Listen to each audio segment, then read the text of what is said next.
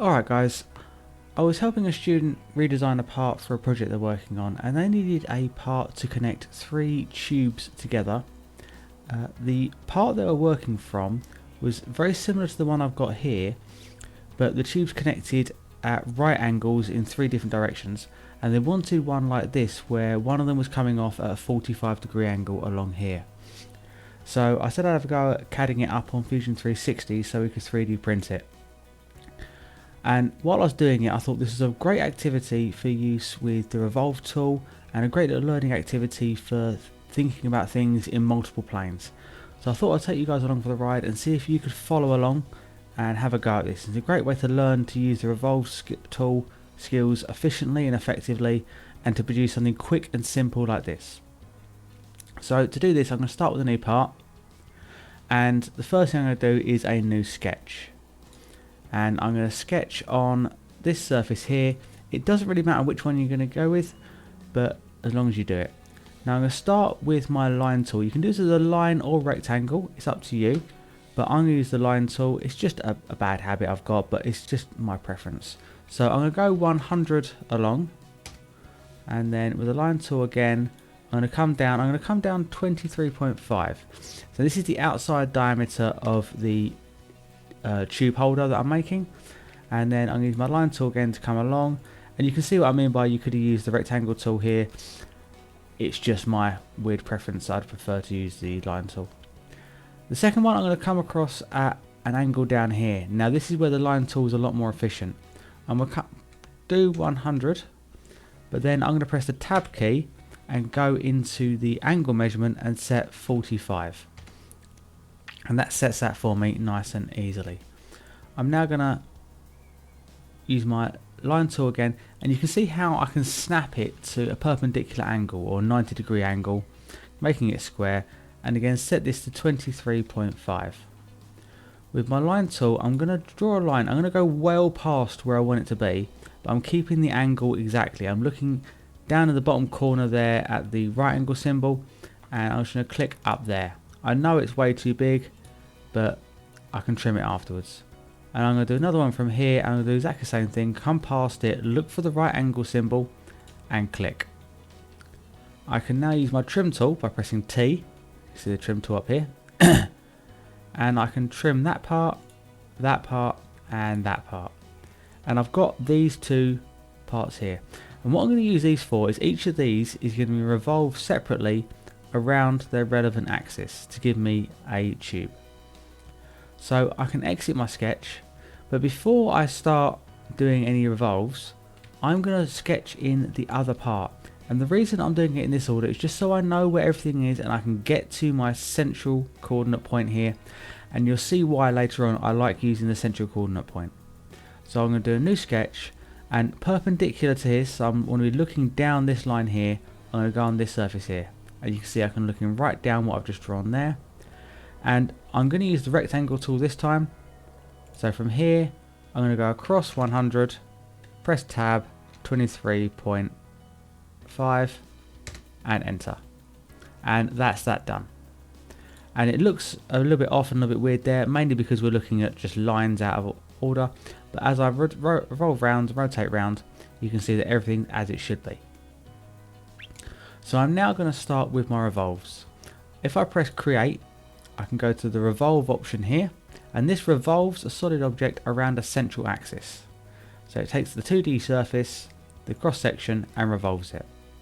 I'm going to select this is my cross section, and when it says axis, I'm going to click on that, and this is here my central axis, and it revolves it round.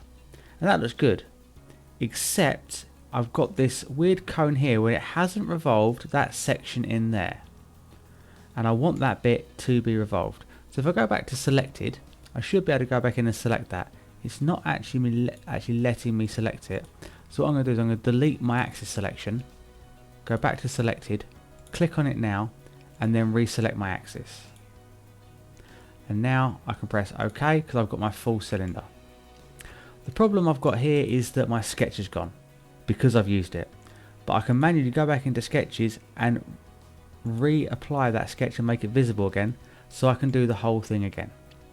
So I'm going to go onto my Revolve Tool and select my second one, and then select my axis.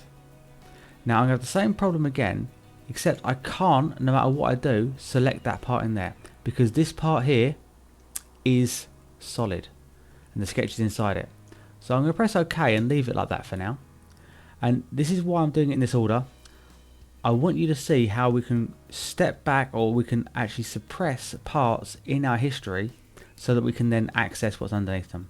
If I right click on this bit here, I can go to suppress features, and now it's disappeared. It's still there in our history, it's just not visible. I can then right click on the other one and press edit feature, and now I can go back to my selection, select that little part there, and it gives me my full cylinder. I did, when I first done this, delete those lines here by mistake, thinking they wouldn't be needed. They are actually very important to have.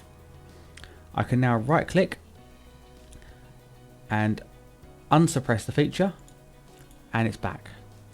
Don't worry about this gap, we'll fix that in a second. Next I'm going to do my Revolve tool again. So there's my Revolve. You can press that tool up there. I'm going to select that surface there, and because this one is on a different sketch plane, it's not interfering, therefore the whole thing can be selected. My axis here. Now because it's intersecting parts of it, it thinks intuitively that I want to cut away. I don't. I want to join, so I'm going to change the operation from cut to join and press OK. And now we've got this part here. So this is what we wanted. I'm going to make this sketch invisible again now, so I can just make it not visible, remove them from the tree, and I'm left with this here. This is the proportions and angles I want, however I do have this gap back here. So what I'm going to do is I'm going to click on that surface, press the Revolve tool, and it asks me straight away for my axis, because I'm not selecting anything else, and I'm going to use this central axis point here. Again, it thinks I want to cut away, change that to join, and as you can see, it blends beautifully in this scenario. So that's a really nice way of doing it. So that's that part done, nice and easy. The next part is to put the holes in here. Now you could actually do this with your revolves, and there are ways to do that, but I decided to show you how to do it with the hole tool. The hole tool is this tool here. It's a really handy tool. It's normally designed for putting in screw holes, and you can even put threads and stuff in it. But I'm just going to use this to put a hole on that surface. And it gives you an idea, and I'm just going to snap this to the center. And if I look straight at the center, yep, that looks nice and central. Again, really handy for having it on the central axis and coordinate system, but it could also be snapping to the center of the circle. So I'm going to place that there, and over here I'm going to change all of my dimensions. The depth I want to change to 50, and the diameter I want to change to 42. Press OK, and that cuts it for me. And I'm going to do that same thing again. So if I press on hole and that surface there, you can see that it's actually saved those dimensions for me and kept them the same. So I can click and drag this up to the central axis point. Oh, I'll move it away, then move it back again. There we go, it snaps in. And then all my measurements are the same. Press OK, spin around and repeat, and snap to, press OK, and that is done.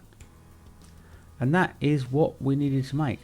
One little bit of flair I like to add onto it, and this is a functional little modification, is I go to the Chamfer tool, and on these edges along here, so that one, and that one, I'm just going to put a 1mm chamfer, just enough so that when we're inserting the tubes into this part here, it's going to make it a little bit easier to get it in there and gives a little bit of a chamfer to make life nicer for ourselves. Press OK, and we've got a nice little chamfer on there. So it's a nice little addition just to make things a bit smoother. That's all that was involved in making this. It is nice, quick and simple, a short 10-minute activity. And just so you're aware, I sliced this on the Cura software for the Ender 5 earlier, and This is going to take 21 hours and 68 meters of filament to print. So we're going to have fun with that. Alright guys, good luck.